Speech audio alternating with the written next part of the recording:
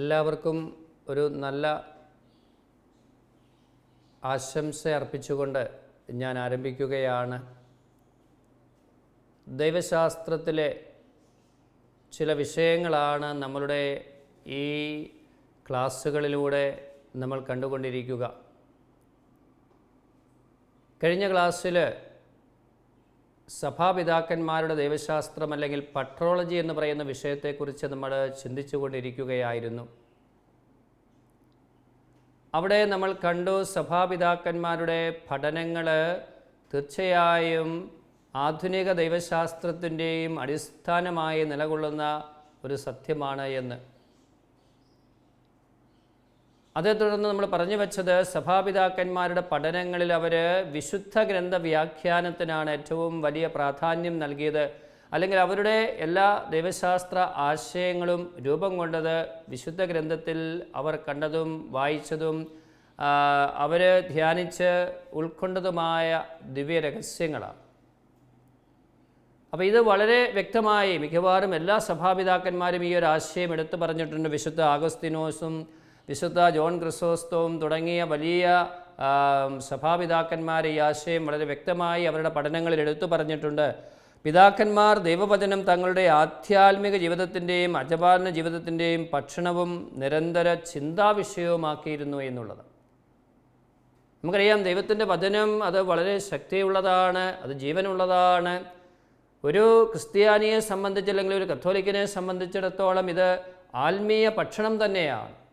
അപ്പോൾ ഈ സഭാപിതാക്കന്മാരെല്ലാം ഈ കാര്യം ഉൾക്കൊണ്ടവരാണ്. പരിശുദ്ധ കുർബാന സ്വീകരിക്കുന്നത് പോലെ തന്നെ ദൈവത്തിൻ്റെ വചനം കേൾക്കുമ്പോൾ, വായിക്കുമ്പോൾ, ധ്യാനിക്കുമ്പോൾ അതിലൂടെ വലിയ ഒരു ആത്മീയ ഉണർവ്, ശക്തി ദൈവജനത്തിന് ലഭിക്കുന്നുണ്ട് എന്നുള്ളത് യാഥാർത്ഥ്യമാണ്, നമുക്ക് അനുഭവിച്ചിട്ടുള്ള കാര്യമാണ്.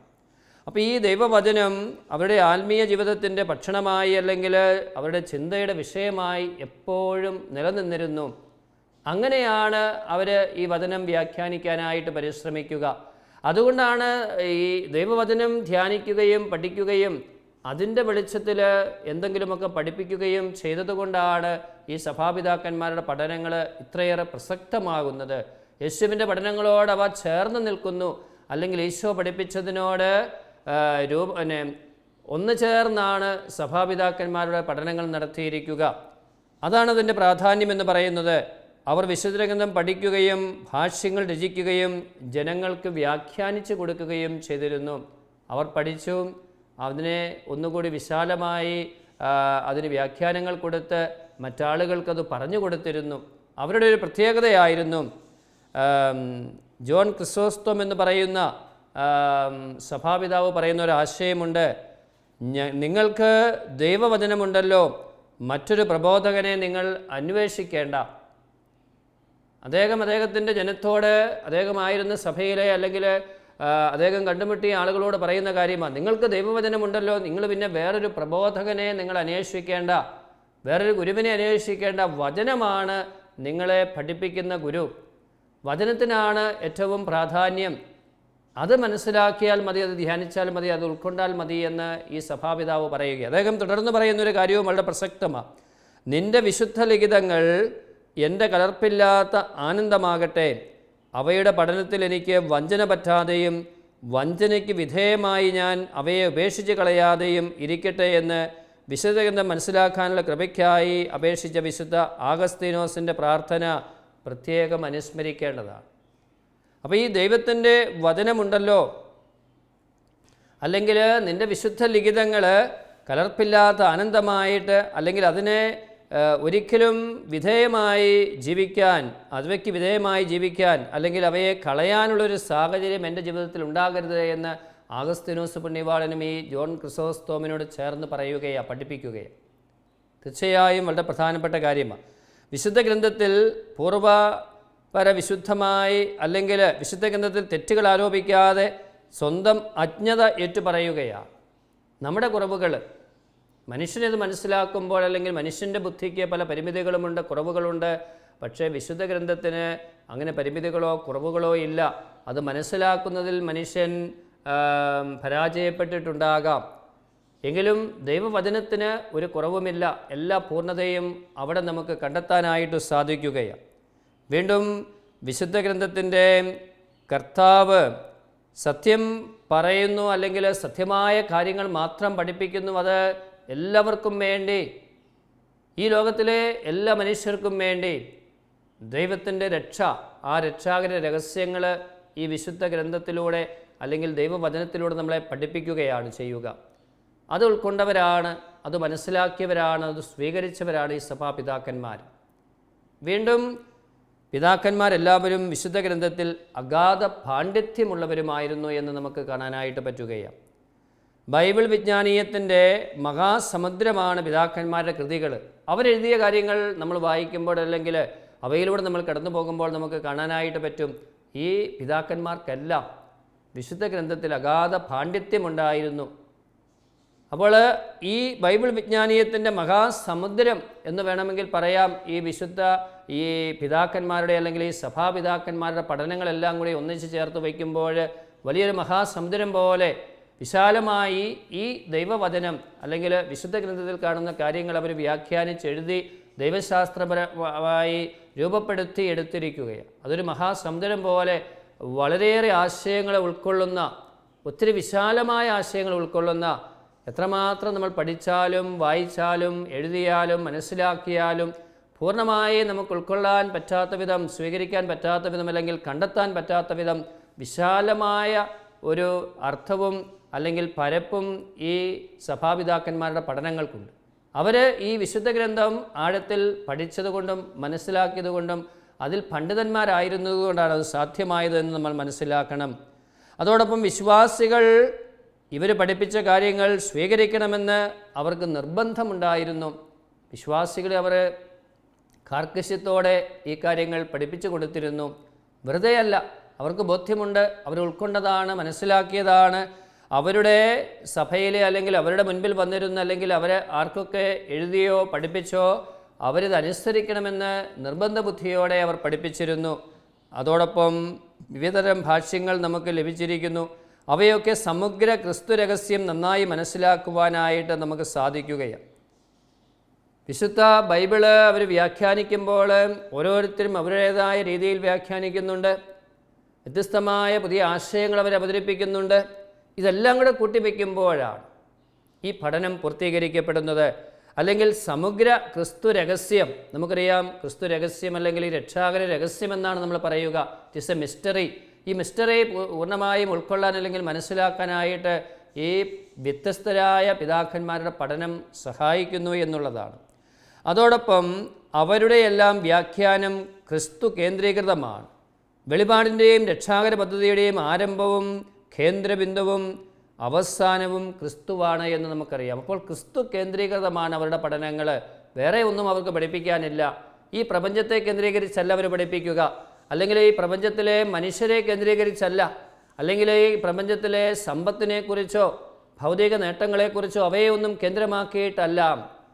ഇവരുടെ വിഷയമെന്ന് പറയുന്നത് ക്രിസ്തു തന്നെയാണ്, ക്രിസ്തു കേന്ദ്രീകൃതമാണ്. ക്രിസ്തുവിൽ ആരംഭിച്ച് ക്രിസ്തുവിലൂടെ അല്ലെങ്കിൽ ക്രിസ്തുവിൽ അവസാനിക്കുന്ന രീതിയിലാണ് എല്ലാ കാര്യങ്ങളെയും അവർ വ്യാഖ്യാനിച്ചിരുന്നത്. നമുക്കറിയാം ഇന്ന് ലോകത്തിൽ ഒത്തിരിയേറെ പഠന വിഷയങ്ങളുണ്ട്. വ്യത്യസ്തങ്ങളായ കണക്കുണ്ട്, സയൻസ് ഉണ്ട്, അല്ലെങ്കിൽ കമ്പ്യൂട്ടറിനെ കുറിച്ചുണ്ട്, അല്ലെങ്കിൽ ശാസ്ത്രീയമായ മറ്റു പല വിഷയങ്ങളും നമ്മൾ പഠിക്കുന്നുണ്ട്. സാമ്പത്തിക ശാസ്ത്രമുണ്ട്, ഭൂമിശാസ്ത്രമുണ്ട്. ഇവയൊക്കെ ഓരോ കാര്യങ്ങൾ, ഈ പ്രപഞ്ചത്തിലെ ഓരോ ആശയങ്ങൾ അല്ലെങ്കിൽ ഓരോ വസ്തുക്കൾ, ഇവയൊക്കെ എടുത്ത് പഠിക്കുകയാണ്. പക്ഷേ സഭാപിതാക്കന്മാരുടെ ദൈവശാസ്ത്രം, പെട്രോളജി എന്ന് പറയുന്നത് ക്രിസ്തു കേന്ദ്രീകൃതമാണ്. മറ്റൊന്നിലേക്കും അത് പോകുന്നില്ല. ക്രിസ്തുവിൽ ആരംഭിച്ച് ക്രിസ്തുവിലൂടെ ക്രിസ്തുവിൽ തന്നെ അവസാനിക്കുന്ന വിധത്തിലാണ് അവരുടെ പഠനം നടക്കുക. വീണ്ടും അവരുടെ ഈ പഠനങ്ങളുടെ ഒരു വലിയ പ്രത്യേകത എന്ന് പറയുക, ബൈബിള് അവർ വ്യക്തമായി വ്യാഖ്യാനിച്ചിരുന്നു. ആ വ്യാഖ്യാനം ജീവിതത്തോട് ബന്ധപ്പെടുത്തിയ, ക്രിസ്തീയ ജീവിതവുമായി ബന്ധപ്പെടുത്തി അവരെ ബൈബിള് പഠിപ്പിക്കുകയും വിശുദ്ധ ഗ്രന്ഥത്തെ ക്രിസ്തീയ ജീവിതവുമായി, അനുദിന പ്രായോഗിക ജീവിതവുമായി ബന്ധപ്പെടുത്തി അവർ വ്യാഖ്യാനിക്കാനായിട്ട് ശ്രമിക്കുകയും അപ്പോൾ അത് കൂടുതൽ ജീവിതഗന്ധിയായിട്ട് മാറുന്നു, അല്ലെങ്കിൽ മനുഷ്യർക്ക് കൂടുതൽ പ്രാധാന്യമുള്ളതായി, താല്പര്യമുള്ളതായിട്ട് മാറുകയാണ്. ഓരോ കത്തോലിക്കൻ്റെയും അല്ലെങ്കിൽ ക്രിസ്ത്യാനിയുടെയും അനുദിന ജീവിതത്തിൽ അവർ കണ്ടുമുട്ടുന്ന ജീവിത യാഥാർത്ഥ്യങ്ങൾ, ജീവിതത്തിലെ പ്രശ്നങ്ങൾ, അവരഭിമുഖീകരിക്കുന്ന വ്യത്യസ്തങ്ങളായ വിഷമങ്ങളും പ്രതിസന്ധികളുമൊക്കെ ഈ ബൈബിൾ വ്യാഖ്യാനത്തോട് ചേർത്ത് അവർ വ്യാഖ്യാനിച്ച് അതിന് ഉത്തരം പറഞ്ഞു കൊടുക്കുകയാണ്. അപ്പോൾ അത് കൂടുതൽ സ്വീകാര്യമായിട്ട് തീരുകയാണ്. വീണ്ടും അപ്പസ്തോലിക പ്രബോധനങ്ങളിലാണ് തങ്ങൾ പദമൂന്നിയിരിക്കുന്നത് എന്ന് അവർ എപ്പോഴും വിശ്വസിച്ചിരുന്നു. ബൈബിളിൻ്റെ പ്രാധാന്യം നമ്മൾ പറഞ്ഞു വന്നു. അതിൻ്റെ പിന്തുടർച്ചയാണ് ഈ അപ്പസ്തോലന്മാരുടെ പഠനങ്ങളെ എന്ന് നമുക്കറിയാം. അപ്പസ്തോലിക പ്രബോധനങ്ങളിൽ അവരെന്നും പദമൂന്നിയിരുന്നു, അല്ലെങ്കിൽ അടിസ്ഥാനമിട്ടിരുന്നു. അവയെ മനസ്സിലാക്കാൻ, പഠിക്കാൻ, വ്യാഖ്യാനിക്കാൻ അവർ ശ്രമിച്ചിരുന്നു എന്നുള്ളതാണ്. സൂനകദോസുകളിൽ പാസ്സാക്കുന്ന നിയമങ്ങൾ അപ്പസ്തോലിക പ്രബോധനത്തിന് അനുസരണമുള്ളതായിരിക്കണം, അല്ലെങ്കിൽ ആ പ്രബോധനത്തിൽ അധിഷ്ഠിതമായിരിക്കണമെന്ന് അവർക്ക് നിർബന്ധമുണ്ടായിരുന്നു. അന്ന് പല കൗൺസിലുകളും അല്ലെങ്കിൽ സഭയിൽ സൂനകദോസുകളൊക്കെ നടന്നിരുന്നു.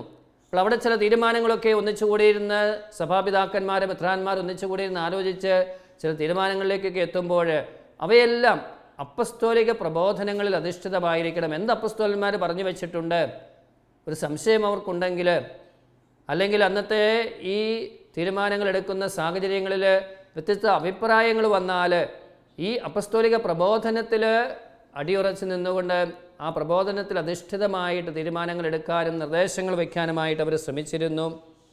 വീണ്ടും പാരമ്പര്യത്തോടുള്ള അദമ്യമായ ഒന്നുചേരൽ പിതാക്കന്മാരുടെ മറ്റൊരു പ്രത്യേകതയാണ്. വചനത്തോട് ചേർന്ന് നിന്നു എന്ന് ഞാൻ പറഞ്ഞു, ബൈബിളിൻ്റെ വ്യാഖ്യാനമാണ് നൽകിയത് എന്ന് പറഞ്ഞു. അതിലും അധികമായി ഇവർ പാരമ്പര്യത്തോട് എന്നും ചേർന്ന് നിന്നവരാണ്. സഭയുടെ പാരമ്പര്യം, സഭയുടെ ഔദ്യോഗിക പാരമ്പര്യത്തോട് ചേർന്ന് നിന്ന് പഠിപ്പിക്കുവാനായിട്ട് ശ്രമിച്ചവരാണ് ഇവർ. പാരമ്പര്യത്തോടുള്ള അവശ്യാവശ്യമായ ഒന്നുചേരൽ തത്വം ഒറിജിനലും തർത്തുല്യൻ, അത്തനാസിയസ്, ബേസിൽ തുടങ്ങിയ എല്ലാ സഭാപിതാക്കന്മാരിലും നമുക്ക് കാണാൻ പറ്റുമെന്നുള്ളത്. ഈ പാരമ്പര്യത്തോടുള്ള അദമ്യമായ ഒരു അഭിനിവേശം, അല്ലെങ്കിൽ അതിനോട് ചേർന്ന് നിൽക്കുന്നൊരു രീതി ആഗസ്തീനോസ് പുണ്യവാളൻ ഓർമ്മിപ്പിക്കുന്ന ഒരു കാര്യമുണ്ട്. കത്തോലിക്കാ സഭയുടെ അധികാരം എന്നെ ആനയിച്ചില്ലായിരുന്നെങ്കിൽ ഞാൻ സുവിശേഷത്തിൽ വിശ്വസിക്കുമായിരുന്നില്ല. അത് ക്രിസ്തുവിൽ അധിഷ്ഠിതമാണ്. സ്നേഹന്മാരിലൂടെ ഇടമുറിയാതെയുള്ള ശ്ലൈകിക പിന്തുടർച്ച വഴി അത് നമ്മുടെ പക്കൽ എത്തിയിരിക്കുന്നു. ആഗസ്തീനോസ് പുണ്യവാളൻ പറഞ്ഞു വച്ചിരിക്കുന്ന ഒരു കാര്യമാണ്. സഭ എന്നെ ഇങ്ങനെ ഈ വിശുദ്ധിയിലേക്ക് കൊണ്ടുവന്നില്ലായിരുന്നെങ്കിൽ ഞാൻ ഒരിക്കലും എത്തുകയില്ലായിരുന്നു. സഭയാണതിൻ്റെ പിന്നിലുള്ളത്. എൻ്റെ ഈ ജീവിതം പ്രകാരമായി തീർന്നത് നമുക്കറിയാം. ആഗസ്തീനോസ് പുണ്യവാളൻ ഒരു പാപിയായി, തെറ്റുകാരനായി ജീവിച്ച വ്യക്തിയാണ്. പിന്നീട് അദ്ദേഹം മനസ്സാന്തരപ്പെട്ട് സഭയിലേക്ക് തിരികെ വരികയും ഈശോയിലേക്ക് വരികയും സഭയിൽ വൈദികനായി ഒരു മെത്രാനായി തീരുകയും ഒക്കെ ചെയ്ത വ്യക്തിയാണ്. അപ്പം അദ്ദേഹം പറയുക, തന്നെ ഈ അവസ്ഥയിലാക്കിയത് സഭയാണ്. അത് ഈശോയിൽ ആരംഭിച്ച് അപ്പസ്തോലന്മാരിലൂടെ ഇടമറിയാതെ കടന്നു വന്നത് പാരമ്പര്യത്തിലൂടെ പിന്തുടർച്ച, ശ്ലൈകിക പിന്തുടർച്ച വഴി നമ്മുടെ പക്കൽ എത്തിയിരിക്കുന്നു എന്ന് ആഗസ്തീനോസ് പുണ്യവാളൻ വളരെ വ്യക്തമായിട്ട് എടുത്തു പറഞ്ഞിരിക്കുകയാണ്. ഈ ഒരു പിന്തുടർച്ച ഇത് നമുക്ക് ലഭിക്കുന്നത് ഇതും ഇടമറിയാതെ, അതാണ് സഭയുടെ ഒരു പ്രത്യേകത എന്ന് പറയുക. ഇന്നും ഈ 2000 വർഷങ്ങൾക്ക് ശേഷവും നമ്മൾ 2015 ഇപ്പോൾ ഇവിടെ ജീവിക്കുമ്പോൾ ഈ ഒരു ശ്ലൈകിക പിന്തുടർച്ച കത്തോലിക്ക സഭയിൽ നിലനിൽക്കുന്നു എന്നുള്ളത്, അത് ഒരിക്കലും അതിന് ഭംഗം വരാതെ എന്തെല്ലാം പ്രതിസന്ധികൾ സഭയിലുണ്ടായാലും, മതമർദ്ദനങ്ങൾ, പീഡനങ്ങൾ, അല്ലെങ്കിൽ വലിയ യുദ്ധങ്ങൾ, പ്രതിസന്ധികളൊക്കെ ഉള്ള കാലഘട്ടങ്ങളിലൂടെ സഭ കടന്നു പോയപ്പോഴും ഈ ശ്ലൈകിക പാരമ്പര്യം ഒരിക്കലും ഇടമുറിയാതെ അതിനെ മുൻപോട്ട് കൊണ്ടുപോകുവാൻ സഭയ്ക്ക് സാധിച്ചു എന്നുള്ളത് വളരെ പ്രധാനപ്പെട്ട കാര്യമാണ്. വീണ്ടും ഇതിനെക്കുറിച്ച് പറയുമ്പോൾ അവതരിച്ച വചനമായ മിശിഹായെ വരച്ചു കാട്ടുക എന്നത് സഭാപിതാക്കന്മാരുടെ എല്ലാം ചിന്താവിഷയമായിരുന്നു. ദൈവപുത്രൻ എങ്ങനെ മനുഷ്യപുത്രനാകും, അല്ലെങ്കിൽ ഈശോയെക്കുറിച്ചുള്ള വിശദമായ പഠനം ബൈബിള് വായിക്കുമ്പോൾ, വ്യാഖ്യാനിക്കുമ്പോൾ, ഇത് പാരമ്പര്യത്തോട് ചേർന്ന് നിന്ന് പിന്തുടർന്ന് വരുമ്പോൾ പ്രധാനപ്പെട്ട ആശയമെന്ന് പറയുന്നത് ഈ അവതരിച്ച വചനമായ മിശിഹായെ ലോകത്തിന് വെളിപ്പെടുത്തി വ്യാഖ്യാനിച്ചു കൊടുക്കുക. അതാണ് സുവിശേഷങ്ങളുടെ ലക്ഷ്യം, അല്ലെങ്കിൽ സ്ലീഹന്മാരെഴുതിയ ലേഖനങ്ങളുടെയൊക്കെ ലക്ഷ്യം അതുതന്നെ. ആ ലക്ഷ്യം ഒന്നുകൂടി വിശദമാക്കുവാൻ, വ്യാഖ്യാനിച്ചു കൊടുക്കുവാൻ, എല്ലാം നമുക്ക് ബൈബിളിൽ ഉൾക്കൊള്ളാനായിട്ട് അല്ലെങ്കിൽ പൂർണ്ണമായും മനസ്സിലാക്കിയെടുക്കാനായിട്ട് ചിലപ്പോൾ പറ്റാതെ വരികയാണ്. അപ്പോൾ അവയ്ക്കൊരു വ്യാഖ്യാനം കൊടുക്കുവാനായിട്ട് ഈ സഭാപിതാക്കന്മാർ ബൈബിളിനോട്, വിശുദ്ധ ഗ്രന്ഥത്തോട് ചേർന്ന് നിന്ന് പരിശ്രമിക്കുകയാണ്. ചില ഉദാഹരണങ്ങൾ പറഞ്ഞാൽ, ദൈവപുത്രൻ എങ്ങനെ മനുഷ്യപുത്രനാകും? ഈശോ ദൈവപുത്രനാണ്, അതോടൊപ്പം മനുഷ്യപുത്രനാണെന്ന് പഠിപ്പിക്കുന്നു. അല്ലെങ്കിൽ പിതാവിൻ്റെ ഏകജാതൻ എങ്ങനെ കന്യകയുടെ ആദ്യജാതനാകും? ഈശോ പിതാവായ ദൈവത്തിൻ്റെ ഏകജാതനാണ്, ഏകപുത്രനാണ്. ആ ഏകപുത്രൻ എങ്ങനെയാണ് പരിശുദ്ധ കന്യകാമറിയത്തിൻ്റെ ഏകജാതനാകുന്നത് അല്ലെങ്കിൽ ആദ്യജാതനാകുന്നത് എന്ന്, അല്ലെങ്കിൽ ഈശോ മിശിഹ എന്ന ഏക വ്യക്തി എങ്ങനെ ഒരേ സമയവും ദൈവവും മനുഷ്യനുമാകും? അല്ലെങ്കിൽ ഒരേ വ്യക്തിയിൽ എങ്ങനെ ദൈവസ്വഭാവവും മനുഷ്യ സ്വഭാവവും ഒന്നിച്ച് നിലകൊള്ളും? വളരെ ഗഹനമായ അല്ലെങ്കിൽ ആഴത്തിൽ ചിന്തിച്ചാൽ പോലും മനസ്സിലാക്കാൻ പറ്റാത്ത പല ആശയങ്ങളും ഈ പറഞ്ഞ കാര്യങ്ങളിലൊക്കെയുണ്ട്. ഒറ്റ വായനയ്ക്ക് നമുക്ക് മനസ്സിലാക്കിയെടുക്കാൻ പറ്റാത്ത പല കാര്യങ്ങളുമുണ്ട്. അവയ്ക്കൊക്കെ ഈ സഭാപിതാക്കന്മാർ വ്യക്തമായ ഉത്തരങ്ങൾ നൽകുകയാണ്. പ്രത്യേകിച്ച് ആദിമ നൂറ്റാണ്ടുകളിൽ ഇതിനെക്കുറിച്ചുള്ള പല വാദപ്രതിവാദങ്ങൾ, വ്യത്യസ്തങ്ങളായ അഭിപ്രായങ്ങൾ, ഭിന്ന അഭിപ്രായങ്ങളൊക്കെ സഭയിൽ നിലനിന്നിരുന്നു. പണ്ഡിതന്മാരുടെ ഇടയിൽ വ്യത്യസ്തമായ ആശയങ്ങൾ ഇതിനെക്കുറിച്ചുണ്ടായിരുന്നു. അപ്പോൾ അവയ്ക്കെല്ലാം ഈ വാദപ്രതിവാദങ്ങൾ ഉണ്ടായപ്പോൾ വ്യത്യസ്തമായ പാഷണ്ഡതകൾ അവയുടെ നീർച്ചുഴിയിൽപ്പെട്ട് സഭ ആടി ഉലഞ്ഞപ്പോൾ ഈ സഭാപിതാക്കന്മാരാണ് അതിനെ പിടിച്ചു നിർത്തിയത്, സഭയെ ഉറപ്പിച്ചു നിർത്തിയത്. ക്രിസ്തുവിൻ്റെ ആശയങ്ങളോട് ചേർത്ത്, അല്ലെങ്കിൽ സഭയിലെ അപ്പസ്തോലന്മാരുടെയും ആദിമ നൂറ്റാണ്ടുകളിലെ സഭയ്ക്ക് നേതൃത്വം കൊടുത്തവരുടെയും ഒക്കെ ആശയങ്ങളോട് ചേർന്ന് സഭയെ നിർത്തിയത് ഈ സഭാപിതാക്കന്മാരാണ് എന്ന് നമ്മൾ മനസ്സിലാക്കണം.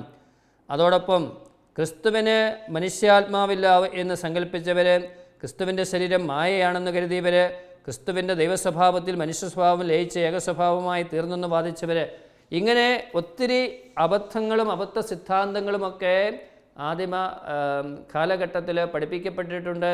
വ്യത്യസ്ത ആശയങ്ങൾ വന്നിട്ടുണ്ട്. അതിൻ്റെ പേരിൽ സഭയിൽ ഭിന്നിപ്പുണ്ടായിട്ടുണ്ട്, ആശയങ്ങളുടെ പേരിൽ മാറി നിന്നിട്ടുണ്ട്. ഇവിടെയൊക്കെ നെടുന്തൂണുകളായി ഈ പിതാക്കന്മാരുടെ പഠനങ്ങൾ സഭയെ മുൻപോട്ട് നയിക്കാൻ ഒത്തിരി സഹായിച്ചു എന്ന് നമ്മൾ മനസ്സിലാക്കണം. അവിടെയാണ് ഈ സഭാപിതാക്കന്മാരുടെ പഠനങ്ങളുടെ പ്രത്യേകത. സഭയെ നാശത്തിൻ്റെ വക്കിൽ നിന്ന്, അല്ലെങ്കിൽ സഭയിൽ ആശയപരമായിട്ട് ഒത്തിരിയേറെ പ്രശ്നങ്ങളും പ്രതിസന്ധികളും ഉണ്ടാകുമ്പോൾ അവയിലൊക്കെ പിടിച്ചു നിൽക്കുവാനായിട്ട് വ്യക്തമായ ആശയം, അത് സഭ ഉദ്ദേശിക്കുന്ന അല്ലെങ്കിൽ ഈശോ ഉദ്ദേശിക്കുന്ന അവയ്ക്ക് മുമ്പുണ്ടായിരുന്ന സഭാപിതാക്കന്മാരൊക്കെ ഉദ്ദേശിച്ച ആശയം വെളിപ്പെടുത്താനും മനസ്സിലാക്കാനും പറഞ്ഞു കൊടുക്കുവാനുമൊക്കെ ഈ സഭാപിതാക്കന്മാർക്ക് സാധിക്കുകയാണ്. വീണ്ടും നമ്മൾ ജോൺ പോൾ രണ്ടാമൻ മാർപ്പാപ്പ അദ്ദേഹത്തിൻ്റെ വാക്കുകൾ ഈ കാര്യങ്ങളിൽ, അല്ലെങ്കിൽ സഭാപിതാക്കന്മാരെ വളരെ വ്യക്തമായി അവരുടെ പ്രാധാന്യത്തെയൊക്കെ ഈ ജോൺ പോൾ രണ്ടാമൻ മാർപ്പാപ്പ പല പ്രാവശ്യം എടുത്തു പറഞ്ഞ് പഠിപ്പിച്ചിട്ടുണ്ട്. മനുഷ്യരക്ഷകനായ മിശിഹായെ പറ്റിയുള്ള പ്രതിപാദനമാണ് പിതാക്കന്മാർ നൽകുന്ന മൂന്നാമത്തെ ആശയമെന്നാണ് അദ്ദേഹം പറയുക. മനുഷ്യരക്ഷകനായ മിശിഹായെ പറ്റിയുള്ള പ്രതിപാദനം.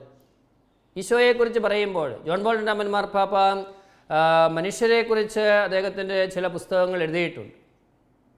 മനുഷ്യൻ എന്ന് പറഞ്ഞാൽ ആരാണ് എന്നല്ലെങ്കിൽ മനുഷ്യൻ എന്ന് പറഞ്ഞ വ്യക്തിയുടെ അർത്ഥം, അല്ലെങ്കിൽ മനുഷ്യൻ എങ്ങനെ ഈ ലോകത്തിലേക്ക് വന്നു, ആന്ത്രോപോളജി എന്ന് പറയുന്ന വിഷയം, നരവംശ ദൈവശാസ്ത്രം, അപ്പോൾ ഈ മനുഷ്യനെക്കുറിച്ചുള്ള പഠനങ്ങൾ ജോൺ പോൾ രണ്ടാമൻ മാർപ്പാപ്പ ഒത്തിരി നടത്തിയിട്ടുണ്ട്.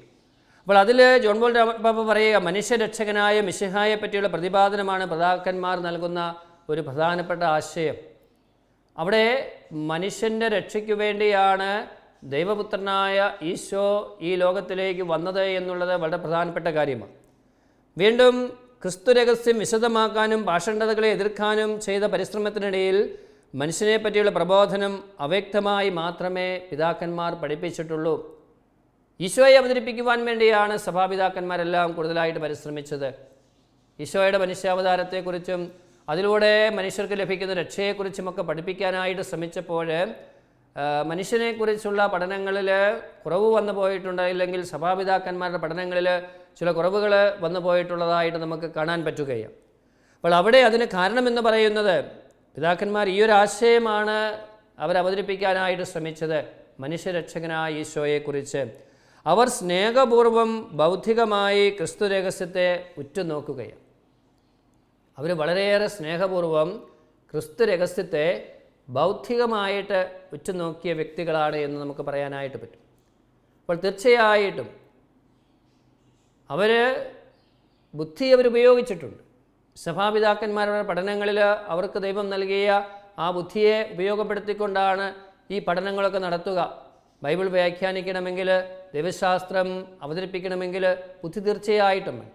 പക്ഷേ അവിടെ ഒരു സ്നേഹത്തിന് പ്രാധാന്യം കൊടുക്കുകയാണ്. സ്നേഹപൂർവം ബൗദ്ധികമായി ക്രിസ്തു രഹസ്യത്തെ ഉറ്റുനോക്കി. അപ്പോൾ ആ ക്രിസ്തു രഹസ്യത്തിൽ മനുഷ്യരഹസ്യം പ്രകാശിതമാകുന്നതും അർത്ഥസമ്പുഷ്ടമാകുന്നതും അവർ ദർശിക്കുകയാണ്. അപ്പോൾ മനുഷ്യന് ഒരർത്ഥം കിട്ടുന്നത് നമുക്കറിയാം. നമ്മൾ തന്നെ ഒന്ന് ചിന്തിച്ച് നോക്കുക. നമുക്ക് എന്താണ് നമ്മുടെ മനുഷ്യ ജീവിതത്തിൻ്റെ ലക്ഷ്യം? നമ്മൾ എങ്ങോട്ട് പോകുന്നു, അല്ലെങ്കിൽ എവിടെ ചെന്ന് അവസാനിക്കുന്നു, എവിടെ നിന്ന് വരുന്നു? ഇതിനൊക്കെ ഒരു ഉത്തരം എന്ന് പറയുന്നത് നമ്മൾ ദൈവത്തിൽ വിശ്വസിക്കുമ്പോൾ, അല്ലെങ്കിൽ ക്രിസ്തുവിൽ വിശ്വസിച്ച് ക്രിസ്തുവിലേക്കാണ് നമ്മൾ യാത്ര ചെയ്യുന്നത്. എൻ്റെ ജീവിതത്തിൻ്റെ ലക്ഷ്യമെന്ന് പറയുന്നത് എനിക്ക് അറിഞ്ഞുകൂടാ. പക്ഷേ ദൈവം അല്ലെങ്കിൽ വിശുദ്ധ ബൈബിളിൽ ദൈവശാസ്ത്രത്തിലൊക്കെ പറയുന്നതിൻ്റെ വെളിച്ചത്തിൽ ഞാൻ മനസ്സിലാക്കുമ്പോൾ അതിനൊരർത്ഥം കണ്ടെത്താനായിട്ട് പറ്റുകയാണ്. ഇല്ലെങ്കിൽ എവിടെയാണ് നമുക്ക് അർത്ഥമുള്ളത്? നമ്മുടെ ഒരു അവസാനം എവിടെയാണ്? എവിടെ ചെന്ന് നമ്മുടെ ഈ ജീവിതം അവസാനിക്കും? ഉത്തരം നമുക്ക് കണ്ടെത്താനായിട്ട് പറ്റുകയും. നമുക്കറിയാം, നമ്മൾ പ്രതീക്ഷിക്കാത്ത പല സാഹചര്യങ്ങളിലും പലതും ഈ ലോകത്തിൽ സംഭവിക്കുന്നുണ്ട്. വലിയ അപകടങ്ങൾ, രോഗങ്ങൾ, നമ്മൾ പ്രതീക്ഷിക്കാത്ത രീതിയിൽ കാര്യങ്ങൾ മുൻപോട്ട് പോകുന്നു. വലിയ യുദ്ധങ്ങൾ, പ്രതിസന്ധികൾ, സഹനങ്ങൾ, ഇവയുടെയൊക്കെ അർത്ഥം കണ്ടെത്താതെ മനുഷ്യൻ ബുദ്ധിമുട്ടുകയും. ഇങ്ങനെയുള്ള സാഹചര്യത്തിൽ നമ്മൾ ദൈവത്തോട് ചേർന്ന് നിൽക്കുമ്പോൾ മനുഷ്യരഹസ്യം ക്രിസ്തുവിൽ അർത്ഥസമ്പുഷ്ടമാകുന്നു, അല്ലെങ്കിൽ പ്രകാശിതമാകുന്നു എന്ന് നമ്മൾ മനസ്സിലാക്കുമ്പോൾ യേശുവിൽ ഉത്ഥാനത്തിൽ നമ്മൾ പങ്കുചേരുമെന്നുള്ള വലിയ പ്രതീക്ഷ, ഈ ലോകത്തിന് ശേഷം ഒരു ജീവിതമുണ്ട് എന്നുള്ള വലിയ പ്രതീക്ഷ, യേശു ഉത്ഥാനം ചെയ്തു, അതുകൊണ്ട് ഞാനും ഉത്ഥിതനായി ഈശോയോടൊപ്പം നിത്യം ജീവിക്കും, സ്വർഗത്തിൽ നന്മ ചെയ്ത് ജീവിക്കുകയാണെങ്കിൽ സ്വർഗത്തിൽ ഈശോയോടൊപ്പം ഞാനും ജീവിക്കുമെന്നുള്ള ആ വലിയ പ്രതീക്ഷയും തീരുമാനവും, അത് മനുഷ്യനൊത്തിരി പോസിറ്റീവായിട്ടുള്ള ചിന്ത നൽകുന്നത്, അവൻ്റെ എല്ലാ ആകുലതയ്ക്കും ഉത്തരം നൽകുന്നത്, അവൻ്റെ ചോദ്യങ്ങൾക്ക് ഉത്തരം നൽകുന്നത്. അപ്പോൾ മനുഷ്യരക്ഷയെ സംബന്ധിച്ചുള്ള ക്രിസ്തീയ പ്രബോധനം, അതിസ്വാഭാവിക മനുഷ്യശാസ്ത്രം ക്രിസ്തു രഹസ്യം സംബന്ധിച്ചുള്ള പ്രബോധനത്തെ അരക്കിട്ടുറപ്പിക്കാൻ പലപ്പോഴും പര്യാപ്തമാണ്. അപ്പോൾ മനുഷ്യനെക്കുറിച്ചുള്ള ഈ പഠനങ്ങൾ അതിൻ്റെ ഭാഗമായിട്ട് തീരുമ്പോൾ ക്രിസ്തു രഹസ്യത്തെ ഒന്നുകൂടി ഉറപ്പിക്കുവാനായിട്ട്, അല്ലെങ്കിൽ മനസ്സിലാക്കാനായിട്ട് നമുക്ക് പറ്റുകയാണ്. മനുഷ്യനെക്കുറിച്ചുള്ള അതിസ്വാഭാവിക മനുഷ്യശാസ്ത്രം എന്ന് പറയുന്ന അത് പഠിക്കുമ്പോൾ മനുഷ്യന് ഇന്ന് ലോകത്തിൽ കാണുന്ന ഈ ശരീരം, അല്ലെങ്കിൽ നമ്മൾ ഭൗതികമായിട്ട് കണ്ടുമുട്ടുന്ന ഈ യാഥാർത്ഥ്യത്തെക്കാൾ ഒന്നുകൂടി അധികമായി നമുക്കിപ്പോൾ നേരിട്ട് കാണാൻ പറ്റാത്ത ആത്മാവ് നമുക്കുണ്ട് എന്നും നിത്യജീവിതം നമുക്കുണ്ട് എന്നുമുള്ള അതിസ്വാഭാവിക യാഥാർത്ഥ്യങ്ങൾ ഉൾക്കൊള്ളുമ്പോൾ, മനസ്സിലാക്കുമ്പോൾ ഈ ക്രിസ്തുരഹസ്യം തന്നെ ഒന്നുകൂടി അർത്ഥസമ്പുഷ്ടമാകുന്നു, അല്ലെങ്കിൽ അത് പൂർണ്ണമാകുന്നു എന്ന് ഇവിടെ പറഞ്ഞു വച്ചിരിക്കുകയാണ്. വീണ്ടും നമ്മൾ നോക്കുമ്പോൾ ആര്യൻ പാഷണ്ഡത, വിശുദ്ധ അത്തനാസിയസ് എന്ന് പറയുന്ന സഭാപിതാവ് വളരെ ശക്തമായി അതിനെതിരെ പഠനങ്ങൾ നടത്തിയ വ്യക്തിയാണ് എന്ന് നമുക്കറിയാം. വചനം ബൗദ്ധികാത്മാവിലുള്ള സമ്പൂർണ്ണ മനുഷ്യനെ എടുത്തിട്ടില്ലെങ്കിൽ സമഗ്ര മനുഷ്യനെ അവിടുന്ന് സമുദ്ധരിച്ചിട്ടില്ല, കാരണം എടുക്കപ്പെടാത്തത് രക്ഷിക്കപ്പെട്ടിട്ടില്ല എന്ന് അപ്പോളിനാരിയൻ തർക്കത്തിനിടയിൽ വിശുദ്ധ ഗ്രെഗറി നസിയാൻസൻ പറയുന്നുണ്ട്. അപ്പോൾ ഈശോ ഈ മനുഷ്യരെ അല്ലെങ്കിൽ അർത്ഥമാക്കുന്നില്ലെങ്കിൽ, അല്ലെങ്കിൽ ഉൾക്കൊള്ളുന്നില്ലെങ്കിൽ, എടുത്തിട്ടില്ലെങ്കിൽ ഈശോയുടെ രക്ഷയ്ക്കയുടെ മുൻപിൽ ഈ മനുഷ്യർ മുഴുവൻ ഒന്ന് ചേർന്ന് അതിൽ ഭാഗവാക്കുകളാകുന്നില്ലെങ്കിൽ രക്ഷിക്കപ്പെടുകയില്ല. പക്ഷെ ഭാഗവാക്കാകുന്നുണ്ടെങ്കിൽ, അല്ലെങ്കിൽ ഈശോ അത് അർത്ഥമാക്കുന്നുണ്ടെങ്കിൽ മുഴുവൻ മനുഷ്യൻ്റെയും രക്ഷയ്ക്ക് വേണ്ടി സർവ്വ മനുഷ്യർക്കുമുള്ള രക്ഷ എന്ന് പറഞ്ഞാണ് മാലാഖമാർ ഈശോയുടെ ജനനാവസരത്തിൽ പരിചയപ്പെടുത്തുന്നത് എന്ന് നമുക്കറിയാം. എല്ലാവർക്കും വേണ്ടിയുള്ള രക്ഷയാണ് ഈശോയിലൂടെ പൂർത്തീകരിക്കപ്പെടുന്നത്. ആ ഒരു യാഥാർത്ഥ്യം നമ്മൾ മനസ്സിലാക്കിയെടുക്കേണ്ടതുണ്ട്. വിശുദ്ധ അഗസ്റ്റിൻ പഠിപ്പിക്കുന്ന കാര്യം നമുക്കറിയാം. ദൈവത്തിൻ്റെയും മനുഷ്യരുടെയും ഇടയ്ക്ക് മധ്യസ്ഥനായിരിക്കാൻ അവിടത്തേക്ക് സാധിക്കുകയില്ല. എങ്ങനെയാണെങ്കിൽ ഈ മനുഷ്യരും ദൈവവും, അല്ലെങ്കിൽ ദൈവവും മനുഷ്യനുമല്ലെങ്കിൽ പൂർണ്ണ മനുഷ്യനും പൂർണ്ണ ദൈവവും, ദൈവത്തിൻ്റെയും മനുഷ്യരുടെയും ഇടയ്ക്കുള്ള ഏക മധ്യസ്ഥനായി ഈശോ നിലനിൽക്കുന്നത് ഈശോ പൂർണ്ണ മനുഷ്യനും പൂർണ്ണ ദൈവവുമായതുകൊണ്ടാണ്. ആ ഒരു യാഥാർത്ഥ്യത്തിൽ നിന്നാണ് ഈ ഏക മധ്യസ്ഥൻ എന്നുള്ള ആശയം കടന്നു വരിക. മനുഷ്യൻ്റെ രക്ഷയ്ക്കു വേണ്ടി പിതാവായ ദൈവത്തിൻ്റെ അടുക്കിലേക്ക് മനുഷ്യരെ മുഴുവൻ രക്ഷിച്ച് കൂട്ടിക്കൊണ്ടു പോകുവാൻ ഈശോയ്ക്ക് സാധിക്കുന്നത് ഈശോ പൂർണ്ണ ദൈവവും പൂർണ്ണ മനുഷ്യനുമായിരിക്കുന്നത് കൊണ്ട് മാത്രമാണ് എന്ന് അഗസ്തീനോസ് പഠിപ്പിക്കുകയാണ്. വെറുമൊരു മനുഷ്യൻ മാത്രമല്ലാത്ത ദൈവം കൂടിയായ മനുഷ്യനെ അന്വേഷിക്കുക എന്നും അദ്ദേഹം എഴുതിയിരിക്കുകയാണ്. വെറുമൊരു ദൈവം മാത്രമല്ല, ഈശോ മനുഷ്യനും കൂടിയാണ്.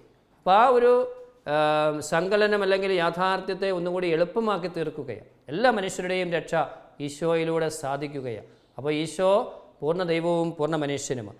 രണ്ടാം വത്തിക്കാൻ സുനകദോസ് പഠിപ്പിക്കുന്ന കാര്യം കൂടി വായിച്ചുകൊണ്ട് ഞാൻ അവസാനിപ്പിച്ചു കൊള്ളാം. അവതരിച്ച വചനത്തിൻ്റെ രഹസ്യത്തിൽ മാത്രമേ മനുഷ്യരഹസ്യത്തിന് യഥാർത്ഥത്തിൽ പ്രകാശിതമാകുവാൻ സാധിക്കൂ. പുതിയ ആദമായ ക്രിസ്തു പിതാവിൻ്റെയും അവിടുത്തെ സ്നേഹത്തിൻ്റെയും രഹസ്യത്തെ ശരിയായി വെളിപ്പെടുത്തിക്കൊണ്ട് മനുഷ്യനെ പൂർണ്ണമായി വെളിപ്പെടുത്തുന്നു. ക്രിസ്തു മാത്രമാണ് മനുഷ്യൻ്റെ യഥാർത്ഥ രക്ഷയെന്ന് സഭ തളരാതെ പ്രഘോഷിക്കുന്നു. ഈ പ്രഘോഷണ ചരിത്രമാണ് പിതാക്കന്മാരുടെ പ്രബോധനം. അപ്പോൾ ക്രിസ്തുവാണ് മനുഷ്യൻ്റെ യഥാർത്ഥ രക്ഷയെന്ന് സഭ എന്നും പഠിപ്പിച്ചുകൊണ്ടിരിക്കുകയാണ്. സഭ വീണ്ടും വീണ്ടും പഠിപ്പിച്ചുകൊണ്ടിരിക്കുകയാണ്. സഭ അന്നും ഇന്നും എന്നും പഠിപ്പിക്കുന്ന ഒരു യാഥാർത്ഥ്യമാണ്. എല്ലാ മനുഷ്യരുടെയും രക്ഷയെന്ന് പറയുന്നത് യഥാർത്ഥ രക്ഷ ക്രിസ്തുവിലാണ്. ഈ ഒരു പ്രഘോഷണം എന്നും നടത്തിക്കൊണ്ടിരിക്കേണ്ടതാണ്. അല്ലെങ്കിൽ വചനത്തിൻ്റെ രഹസ്യത്തിൽ മാത്രമേ മനുഷ്യരഹസ്യം പൂർണ്ണമാക്കപ്പെടുകയുള്ളൂ, അത് പൂർത്തീകരിക്കപ്പെടുകയുള്ളൂ എന്നുള്ള യാഥാർത്ഥ്യം ക്രിസ്തു പിതാവിൻ്റെയും അവിടുത്തെ സ്നേഹത്തിൻ്റെയും രഹസ്യത്തെ ശരിയായി നമുക്ക് വെളിപ്പെടുത്തി തരികയാണ്. അപ്പോൾ ഈശോയിൽ മനുഷ്യനും വെളിപ്പെടുത്തപ്പെടുന്നു, ദൈവവും വെളിപ്പെടുത്തപ്പെടുകയാണ്. ദൈവത്തെ മനസ്സിലാക്കണമെങ്കിൽ നമ്മൾ ക്രിസ്തുവിനെ മനസ്സിലാക്കണം. മനുഷ്യനെ പൂർണ്ണമായി മനസ്സിലാക്കണമെങ്കിൽ നമ്മൾ ക്രിസ്തു രഹസ്യം മനസ്സിലാക്കണം. ഈ യേശുവിലൂടെ എല്ലാ മനുഷ്യർക്കും കരഗതമാകുന്ന സംലഭ്യമാകുന്ന ആ രക്ഷ അത് എന്നും സഭ പ്രഘോഷിച്ചു കൊണ്ടിരിക്കുകയാണ്. ഈശോയിലൂടെ മാത്രം മനുഷ്യൻ്റെ യഥാർത്ഥ രക്ഷ ഈശോയാണ് എന്ന്, അല്ലെങ്കിൽ ഈശോയിലൂടെ ക്രിസ്തു മാത്രമാണ് എന്ന് ഉറപ്പിച്ചു പറയുവാൻ, പഠിപ്പിക്കുവാൻ നമുക്ക് സാധിക്കട്ടെ. അതിന് ഈ സഭാപിതാക്കന്മാരുടെ പഠനം നമ്മളെ ഒത്തിരിയേറെ സഹായിക്കുന്നുണ്ട്. ഈ വലിയ ആശയങ്ങളൊക്കെ അവതരിപ്പിച്ചവരാണ് സഭാപിതാക്കന്മാർ. സഭാപിതാക്കന്മാരിലൂടെ നമ്മൾ മനസ്സിലാക്കിയ ഈ ദൈവിക രഹസ്യങ്ങൾ, ക്രിസ്തുവിൽ പൂർത്തിയാക്കപ്പെടേണ്ട ഈ രക്ഷ നാം എല്ലാ മനുഷ്യരും, ലോകത്തിലെ എല്ലാ മനുഷ്യരും സ്വീകരിക്കേണ്ട ആ രക്ഷ സ്വീകരിക്കുവാൻ നമുക്കോരോരുത്തർക്കും സാധിക്കട്ടെ എന്ന് പ്രാർത്ഥിക്കുന്നു. പിതാവിൻ്റെയും പുത്രൻ്റെയും പരിശുദ്ധാത്മാവിൻ്റെയും നാമത്തിൽ ആമേൻ. കോഴ്സുകളെക്കുറിച്ചുള്ള വിശദ വിവരങ്ങൾക്ക് the director, alpha institute of theology and science, Sandeshabhavan, post box number 70, Thalassery 670101. Telephone 0490 2344 2343 email alfits@gmail.com. Website www.alphathalassery.com. ഈ പ്രോഗ്രാമിനെ കുറിച്ചുള്ള അഭിപ്രായങ്ങളും നിർദ്ദേശങ്ങളും ഞങ്ങളെ അറിയിക്കുക. വിലാസം: the producer, Theologia, Shalom television, Peruvannamuzhi PO, Kozhikode 673-528. Phone 0496 266 4600.